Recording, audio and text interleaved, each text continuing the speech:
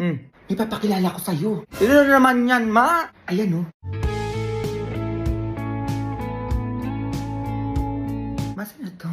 Ang ganda naman ata na ito, ma. Basta kilala mo yan. Sobrang yaman yan, no? Ay talaga, ma. Ano, nakapakasal na kita para yumaman na din tayo. Kasal agad? Oo. Nandiyan na nga si Mayor para ikasal kayo, eh. Sige na nga, ituloy na natin yung kasal. Ayan, ganyan.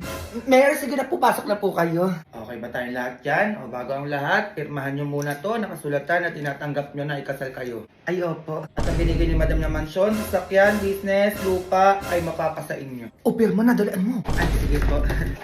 Ito po. O, magsimula na tayo sa kasalang magaganap. Ay, dito kayo, tabi kayo sa harap ni Mayor.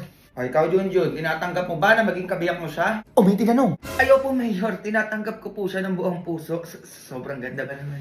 Ayan, ganyan. O, ikaw naman, Roberto. Ay, sino po yung Roberto? Manahimik ka na lang dyan, Junjun. Tinatanggap po ba si Junjun upang maging kabiyak ng puso mo? Yes po, Mayor. Ay, maano yun? Umayos ka nga, Junjun. Nasa kasal kayo. Di mo ba kilala si Roberto? Ayun yung kalaro mo ng basketball ng bata ka pa. Mayos ka dyan. O, Mayor, tuloy. Okay po. Hi, Junjun. Ayoko na. Teka lang po, Mayor. Roberto at Junjun, kayo ay ganap na mag-asawa na. Ay, teka lang naman, ma. Umayos ka dyan. Sinasabi ko sa'yo, tatamaan ka. Tara na, Junjun. Manahimik ka.